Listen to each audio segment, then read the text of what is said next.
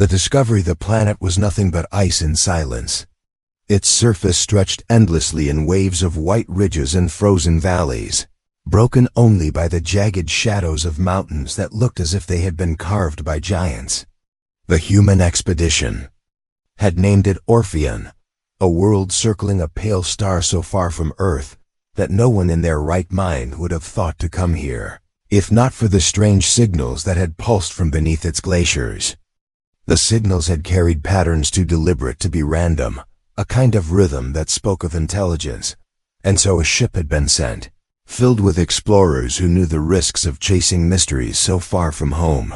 Among them was Daniel, a man whose curiosity had always outweighed his fear.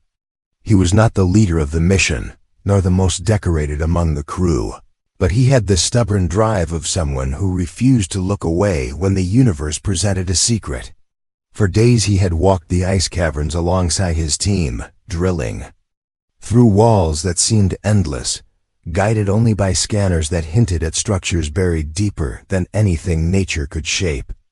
The cold sank through their suits, the kind that gnawed at bones and made every breath feel heavy, yet he pressed on, chasing the faint hope that something extraordinary waited below. On the 12th day of excavation, when morale had begun to waver and the idea of turning back was whispered in mess halls, their drills struck something that rang like glass. At first it was only a corner, a smooth surface shining beneath layers of frost. Hours of careful cutting revealed more and more, until an entire wall stood before them, black and polished, unlike any rock of this planet. Symbols faintly shimmered across it, flowing lines that seemed to move when light caught them, though no one could decipher what they meant. The crew was stunned into silence, for this was no natural formation. Daniel pressed his gloved hand to the surface. The moment he touched it, his suit sensors spiked with readings he had never seen. A surge of energy that spread in ripples through the wall and vanished as quickly as it had come. The others pulled him back, worried he had triggered something dangerous, but nothing happened except the faint tremor beneath their boots. It was enough to remind them all that they were standing at the door of something ancient and powerful. When the wall finally opened after long hours of cautious work, they found themselves looking into a vast chamber, carved with precision no human tool could match. The ceiling arched high above, glittering with crystals that glowed faintly blue, as if capturing light from an invisible sun. The air inside was warmer, breathable even, though the planet's surface raged with storms of ice. That contrast alone sent shivers down Daniel's spine. It felt as though they had stepped into the preserved memory of another age, and at the center of the chamber was the crystal pod. It rose from the ground like a monument, clear as glass but harder than diamond. A vessel of perfect symmetry. Within it lay a figure, delicate yet undeniable, a girl with features both strange and familiar. Her skin held a faint silver tone, her hair floated around her like threads of light, and her eyes were closed in a serenity that suggested deep sleep rather than death. She looked no older than Daniel himself, and though her body bore the shape of a human, there was an otherworldly grace about her that made the air seem heavier, as if the chamber itself bowed in respect. No one spoke. At first, even the hardened commander who had led missions across uncharted systems was left wordless, staring at the figure with awe and unease. The science officer muttered theories about preservation technology, about stasis fields that could hold life for thousands of years, but Daniel barely heard them. His gaze was locked on the girl. Something stirred in him, not recognition exactly, but a pull, a quiet whisper that told him this moment was more than discovery. It was destiny. The debates began almost at once. Some argued they should leave the pod untouched, study it from a distance, and report back to Earth. Others were drawn to the idea of opening it, to see if life truly remained within. The risks were obvious: disease, hostility, unknown consequences. Yet the idea of turning away from what might be the greatest contact in human history felt unbearable to Daniel. He spoke with urgency, saying that they had come across the stars to seek out the unknown, and now it lay before them in fragile beauty. Could they really walk away? The commander hesitated for hours, torn between caution and wonder. In the end, when the decision still wavered, it was Daniel who acted. While the others argued, he stayed behind in the chamber, his hand resting against the pod. He did not know why, but he felt the girl was waiting, that her long silence was not meant to last forever. The symbols on the walls pulsed faintly when his palm pressed the surface, as if recognizing something within him. Against every regulation, against his own fear, he whispered a promise to the silent figure that she would not remain alone. When he found the panel of strange markings that resembled a control interface, he reached out without hesitation. His fingers traced the lines, and light spilled from the symbols, filling the chamber with a glow that felt alive. The crystal pod hummed, deep and resonant, as if waking from a dream. Frost cracked along its edges, steam rose as the ancient seal broke, and alarms screamed from his suit. Daniel stepped back, heart pounding. As the figure within stirred, the girl's eyes opened. They were luminous, holding depths of color that seemed to shift with every heartbeat, hues no human palate could name. For a moment she only looked at him, confusion and fear flickering across her face. But beneath it was recognition, as though she had seen him before across the gulf of ages. Daniel's breath caught. He felt the weight of history pressing down on his shoulders, the enormity of what he had done. Humanity had spent centuries searching the stars for a sign of life, and now here it was, staring directly at him. The chamber grew quiet again, as if the whole world held its breath. The girl's lips parted, a soundless whisper escaping, and Daniel took an involuntary step closer. He had no idea what she said, no idea if he had just awoken a savior or a danger. All he knew was that nothing would ever be the same again. The awakening the girl did not move at first, her body trembling as though every muscle remembered pain. Daniel stood frozen in place, unsure if he should reach out or stay away, while the rest of the crew rushed into the chamber with voices filled with panic and anger. The commander barked orders, demanding to know what Daniel had done, but the sound of human words seemed to fade when the girl's gaze fixed on him again. Her eyes were strange and brilliant, filled with light that reflected the glow of the chamber walls, and when she finally drew her first deep breath, the crystals on the ceiling shimmered as if they answered her. Awakening, her body shook with weakness. Daniel instinctively stepped closer, catching her as the pod opened fully and the last of the frost broke away. Her skin was colder than ice, and yet it pulsed with faint warmth, as though life itself had only just returned to her veins. She tried to speak, but her words came out broken, sounds shaped from a tongue none of them understood. It was like listening to water flowing over stones, melodic yet distant. The science officer activated the translator device immediately, hoping to capture any pattern, but the machine only produced fragments of noise. The others wanted to restrain her, to treat her as a specimen rather than a person. Daniel protested fiercely, holding her upright with steady arms, insisting she was not a threat. His voice cut through the argument, his conviction stronger than rank. "She is alive," he said, not shouting but speaking with a weight that silenced them. "And she is not our enemy." The girl, still unsteady, pressed her hand weakly against Daniel's chest, as if to anchor herself. Her eyes moved from face to face, uncertain, wary, but whenever they drifted away, they always returned to him, as though he alone was something familiar in a world she no longer knew. Hours passed before she could even attempt to walk on her own. They gave her water, though she drank slowly, as if remembering what it meant to live again. Every action she made seemed careful, deliberate, like one waking from a dream that had lasted centuries. She tried to speak several times, her voice fragile, but the translator still failed to bridge the gap. Yet Daniel noticed patterns in her tone, the way she repeated certain sounds when looking at him. It was not random. She was trying to connect.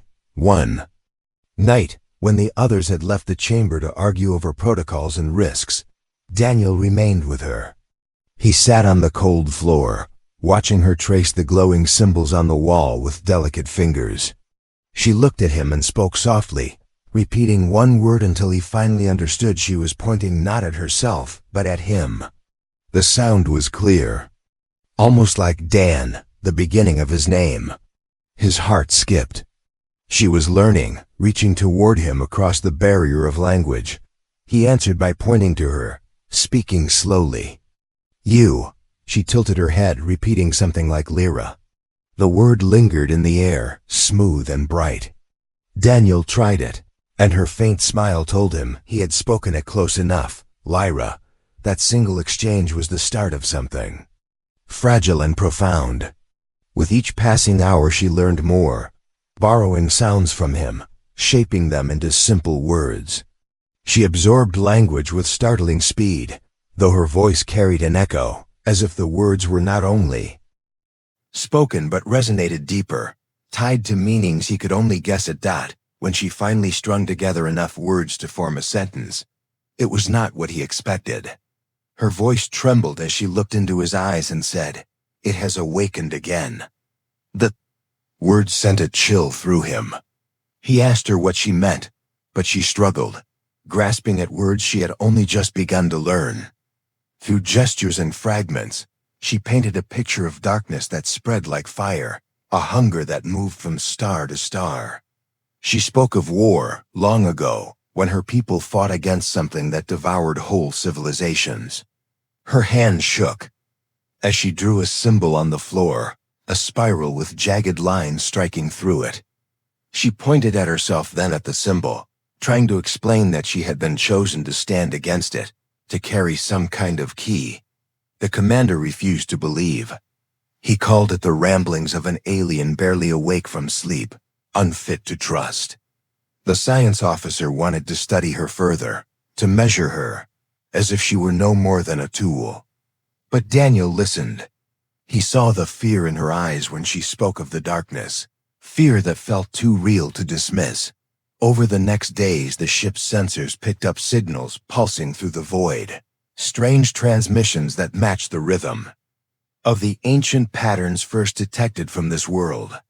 At first the crew thought it was an echo of the ruins beneath the ice, but the signals grew stronger, spreading far beyond the planet. Lyra became restless whenever the pulses came, her body stiffening as if she could feel them in her very bones. She would whisper, "It comes," and though the others scoffed, Daniel felt his stomach twist with dread. He tried to understand more of her past, through fragments of her growing vocabulary and the images she carved into the walls with her hand. He pieced together that she had not simply been preserved for survival. She had been hidden, placed in the crystal pod because she carried something her people believed essential for the fight against the enemy. It was not clear whether it was knowledge, power, or something within her very being. All she could say clearly was that without her, the cycle of destruction would never end. The more Daniel spoke with her, the more he felt the bond between them deepen. It was not only her desperate need to communicate, but something else, something that stirred in the chamber whenever they stood close together. The walls would glow brighter, the air would hum faintly, as if the ancient structure itself recognized their connection. The others noticed too, and whispers spread among the crew. Some feared Daniel was being influenced, that he was falling under her control. Others thought perhaps he had stumbled into the reason why the pod had opened for him and not for anyone else.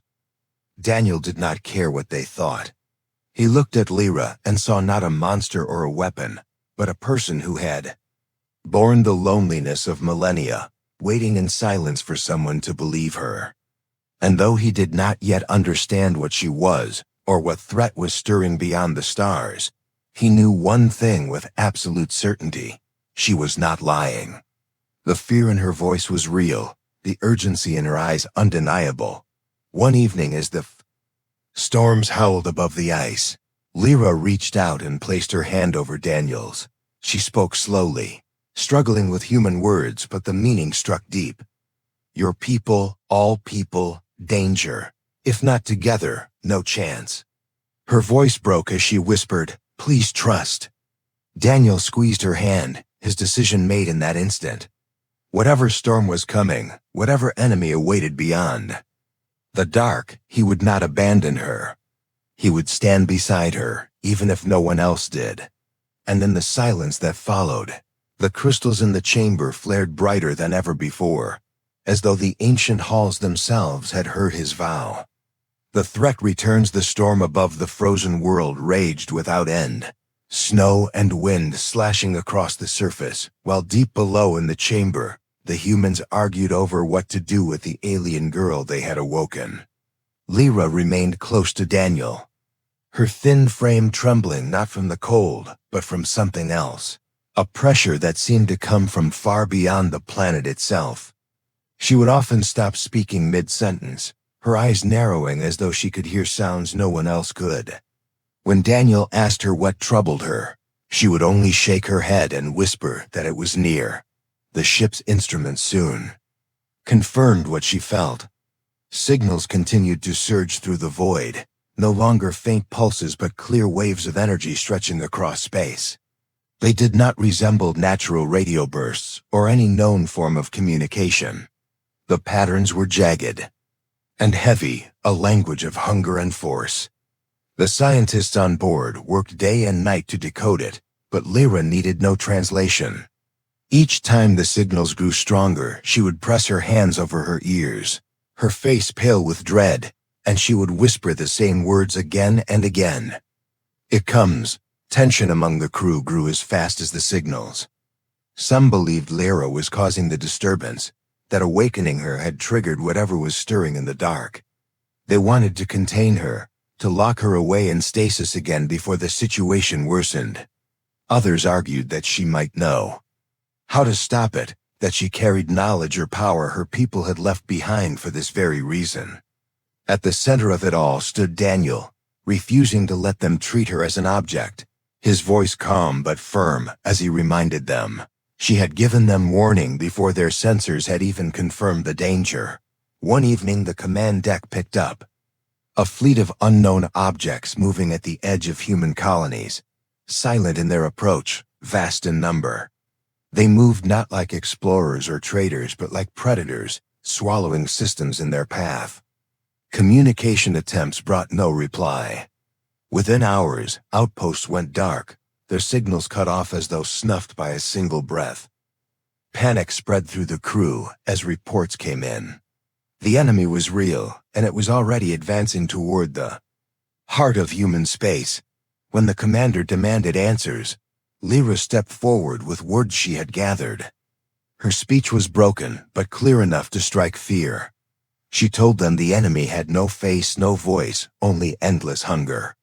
Her people had fought them long ago, across countless stars, but in the end, they had fallen. Only fragments of her civilization remained, and she herself had been chosen to be preserved, because within her was the bond to awaken what her people had left behind. A weapon or perhaps something greater that could stand against the dark tide. But there was one truth she struggled to explain, one that made the crew uneasy. Whatever this power was, it could not be used by her alone. It required a link, a connection with one of humanity's own. For reasons even she did not fully understand, the chamber had opened only when Daniel touched it. The walls responded to them both, the crystals flaring when they stood together, the ancient technology recognizing the bond between them. Without Daniel, she said, the weapon would remain silent. The commander was furious at this, refusing to believe that one man could hold such importance. Yet when others tried to repeat what Daniel had done, touching the symbols, speaking words Lyra had taught, nothing happened. The chamber remained still and dark. Only when Daniel stood beside her, his hand joined with hers, did the walls blaze with light, their patterns glowing with the same strength as the first day she had awakened. The truth was undeniable. The decision weighed heavy on them all. Trusting an alien girl and one ordinary human to unlock an unknown power sounded like madness. Yet the destruction spreading across the colonies left little choice. Messages from Earth carried fear and desperation. The enemy was moving too fast, defenses crumbling before they could even be raised. Something had to be done, and soon. Lyra guided Daniel deeper into the chamber, to a sealed door none had been able to breach. The moment their hands touched its surface together, the door melted open as though welcoming them. Inside lay a vast hall, at its center a colossal vessel, unlike any human ship. It floated above the ground, held in place by beams of light, its hull shaped with curves and patterns that seemed to breathe. Daniel stared in awe, realizing it was not only a ship but something far greater, a remnant of a civilization that had mastered forces humans could only dream of. Lyra's voice grew stronger as she explained, though her words were still halting. This was the heart of her people's last hope, a vessel forged not only with technology but with the living essence of those who built it. It was meant to be wielded by unity, not by one alone. Her people had believed that someday another race would rise, strong and determined, who could bond with them and continue the fight.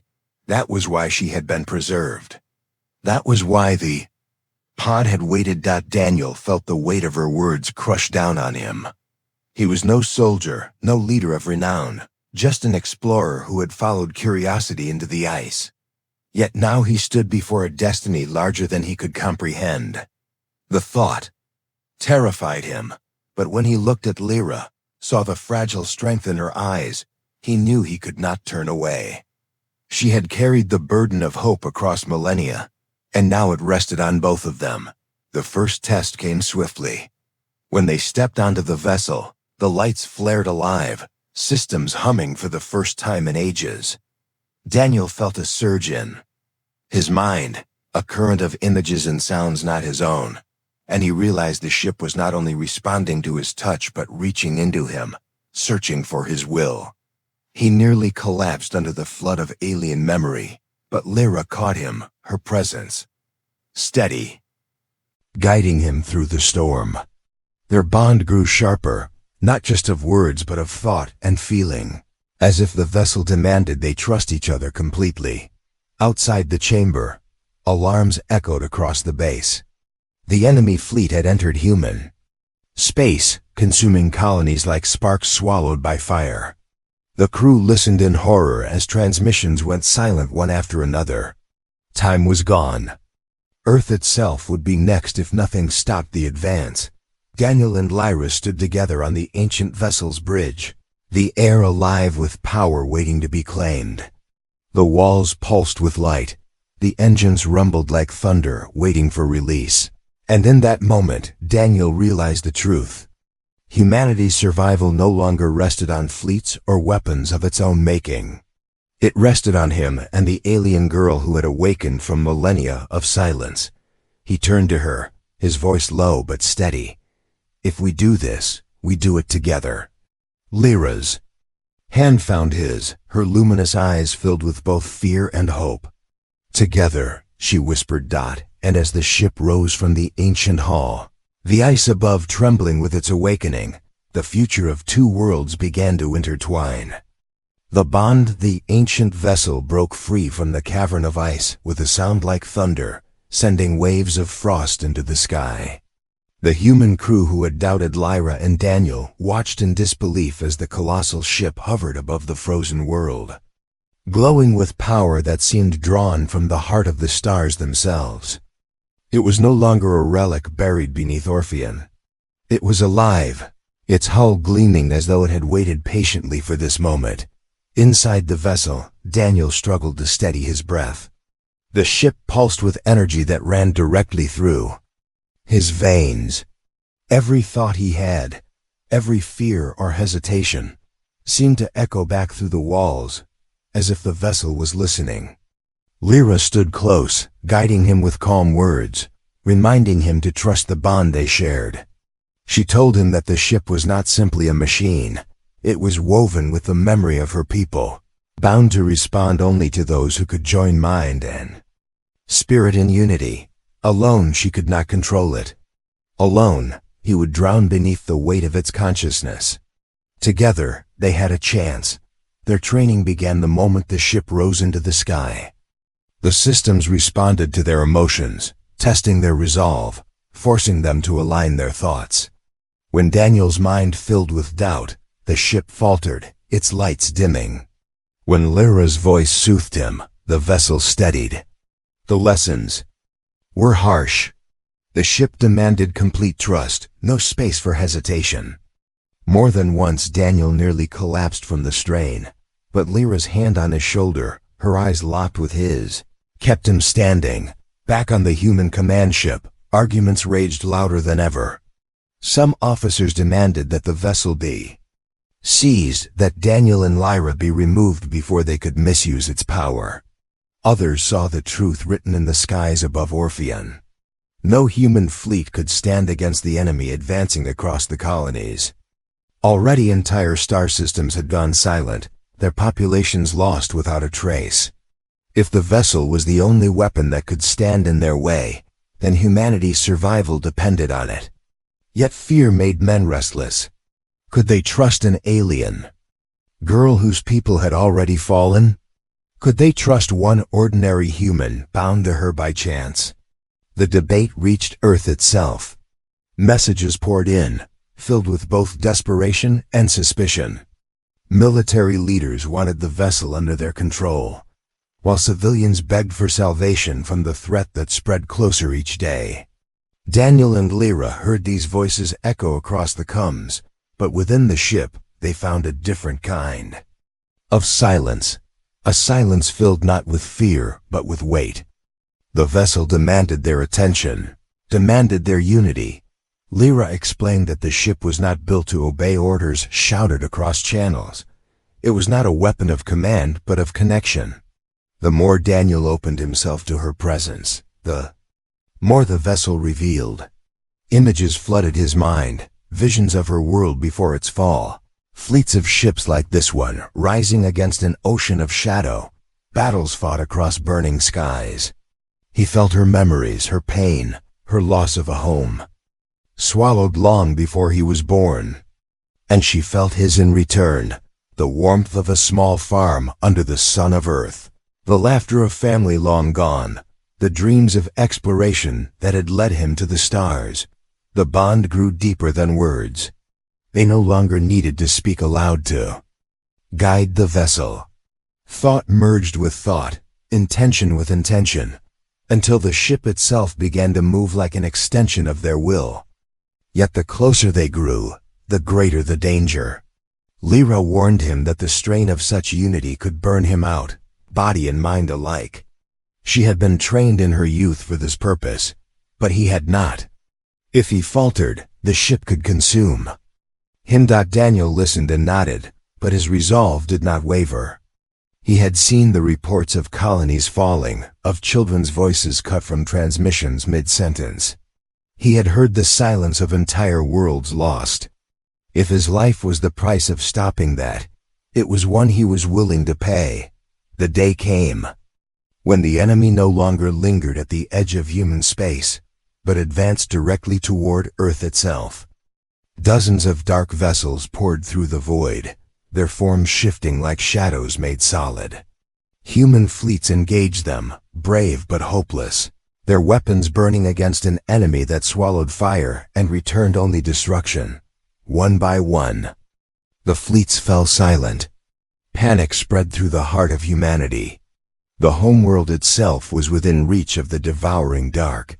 The commander finally gave the order. None wished to speak aloud. The vessel of Lyra's people, awakened by Daniel's hand, would be humanity's last chance. The old arguments died in that moment. Doubt could no longer stand against the tide of extinction. All eyes turned to Daniel and Lyra, bound together. At the heart of the ancient ship, Lyra's face was calm, but her voice shook when she told him the truth. The final bond required to unlock the ship's full power would not leave them unchanged. It would take everything they were, weaving their lives into the vessel itself. She might survive, or she might fade as her people had before. For Daniel, the risk was even greater. His body was not built for this link, his mind not trained. If he chose to step fully into the bond, he might not return at all.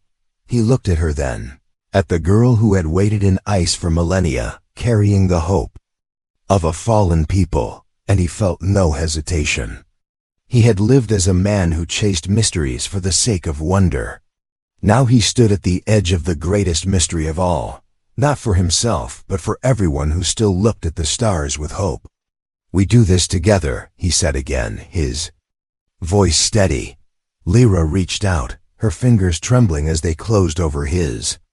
In that touch was not only fear but trust. Trust born from nights spent learning each other's words. Days spent fighting the weight of destiny. Moments when silence between them spoke louder than speech. For the first time since she had opened her eyes, she smiled fully, and the ship blazed with light as though answering her heart. The vessel rose from Orpheon skies into the stars. Human fleets cleared a path, watching with awe as its brilliance cut through the void. The enemy turned toward it, sensing the awakening of their ancient rival, and the darkness surged forward to meet them. On the bridge, Daniel and Lyra stood together, their hands clasped, their voices joined not in words but in will. The ship roared like a living being, engines burning with energy beyond human measure. The final test lay before them, and in its shadow hung the fate of Earth itself. And so they entered the storm. The final stand. The stars around Earth burned with fire as human fleets fell one after another before the endless shadow. The enemy was like a tide of darkness, vessels without form, their shapes shifting like smoke made solid, devouring everything they touched. Cities on the colonies had already gone silent, transmissions cut short in screams that echoed through every channel. Fear spread through humanity faster than the enemy itself. Yet above the planet, shining like a star reborn, rose the vessel of Lyra's people, its hull glowing brighter with every heartbeat. Daniel and Lyra shared inside it. Daniel stood on the bridge with Lyra beside him, the ship's vast walls pulsing like veins of light. He could feel its power thrumming through his body, through his thoughts, through his very soul. Every breath he took seemed to flow into the vessel, every glance at Lyra strengthening the bond between them. She guided him with calm, her words soft but steady, teaching him how to let go of fear, how to allow the ship to see into his heart without walls. At first the flood of connection nearly broke him, for the vessel demanded more than strength. It demanded surrender. It needed him to open every part of himself, the memories he carried, the pain and the hope alike, and bind them with hers. When the first wave of the enemy reached them, the stars turned black. Darkness poured across the void, 1,000 shifting vessels surrounding them in a storm that swallowed light. The human fleets fired desperately, their weapons flashing bright for moments before being consumed by the endless dark. Then the enemy turned fully toward Daniel and Lyra's vessel, sensing in its brilliance the last true threat. The ship responded to their fear. The walls blazed, the engines roared, and light burst outward in a sphere that drove the first wave. Back, Daniel felt the power surge through him like fire, his body shaking as though it might tear itself apart. But Lyra steadied him, her voice inside his mind reminding him not to fight the ship but to flow with it. Together they reached deeper into the vessel's heart, into the core that held the legacy of her people. The ship answered their unity with strength that bent space itself. Beams of light shot from its hull, slicing through the darkness. Enemy vessels shattered like glass, the shadows screaming as they dissolved. For the first time in the battle, humanity saw the enemy falter. The human fleets rallied behind the brilliance of the ancient vessel, hope flooding their voices as they cheered across every channel. Yet the tide did not stop. More shadows poured from the void, endless in number, surrounding Daniel and Lyra, until the stars themselves were lost. The ship's power grew harder to hold. Daniel's body strained under the weight, his vision blurring as the vessel demanded more and more of him. His mind cracked beneath the flood of images not his own. Memories of Lyra's people dying in the last war, of worlds burning, of children reaching for parents who never came. He felt their despair, their final sacrifice, and for a moment, it almost crushed him. But then Lyra's hand closed over his, her eyes filled with both grief and fire. Through her, he felt not only their loss, but their hope, the reason they had preserved her across millennia. They had believed another race would rise to stand with them. And now that race was his dot, the enemy swarmed closer, black waves striking the vessel with force that shook its core. Lights flickered, alarms screamed, and the human fleets could no longer hold the line. The darkness surged toward Earth itself, a storm that would swallow the homeworld before dawn. Daniel gasped under the pressure, his body breaking, but Lyra pressed her forehead to his and whispered that it was time. The ship's true power, she told him, required more than unity of mind. It required sacrifice. If they opened themselves completely, binding their souls to the vessel, they could unleash its final strength. But the price might be their lives. Or more than their lives. For once joined with the vessel, they might never return as they were. Daniel heard her words, but he did not hesitate. He had already made his choice the moment he first touched the crystal that awoke her. He thought of Earth, of the children who would never grow if the darkness won, of the billions of voices depending on them now. He looked into Lyra's eyes, and he saw the same resolve there, the same flame that would not bow to despair. He nodded once, and together they reached into the heart of the vessel. The ship screamed as if alive, its walls blazing brighter than the sun. Light poured from every surface, engulfing them both in a brilliance that seared through flesh and thought alike. Daniel felt himself unraveling, his memories scattering like dust in a storm, yet Lyra was there, her presence holding him together, weaving his essence with hers. They became one will, one heartbeat, one voice rising against the endless dark. The enemy struck with all its strength, but the vessel answered with a light that split the void. A wave of energy erupted outward, pure and unbroken, washing across the stars. Enemy vessels dissolved in its path, their shadows shredded to nothing. The black tide that had swallowed worlds broke apart, screaming as it vanished, unable to withstand the fire of unity. For the first time in millennia, the darkness was defeated. When the light faded, the void was silent. Human fleets floated in awe, their combs filled not with panic but with disbelief and joy. The enemy was gone, burned away like mist in the sun. Earth was safe. Humanity was safe. Inside the vessel, Daniel fell to his knees, his strength nearly gone. Lyra knelt with him, her body shaking, but her eyes glowed with quiet triumph. They had survived the bond, though both of them were changed. The ship's power no longer roared uncontrollably through them, but pulsed gently, alive within their veins. They were no longer simply human and alien. They were something new, something joined, a bridge between two peoples across time. The commander's voice reached them through the combs, choked with emotion. Humanity owed them everything. For the first time in history, the stars no longer felt like an endless unknown filled only with fear, but a place where hope had been proven true. Daniel looked at Lyra, and in her smile he saw not just the end of one battle, but the beginning of something greater. She was no longer a girl preserved in ice, waiting for a future she might never see. She was part of humanity now, just as he was part of her. Their bond had saved Earth, but it also promised a new path forward, one where human determination and alien wisdom would walk side by side. Together they rose, their hands clasped as the vessel carried them toward Earth. The people of the homeworld would look up and see them not as a man and a girl alone, but as the living proof that survival was possible through unity. The darkness had been defeated, not by fleets, not by weapons, but by trust and a bond strong enough to awaken light where none remained. And so the story of Lyra and Daniel began not in the ice of a dead world, but in the stars of a future that would never forget them. The end.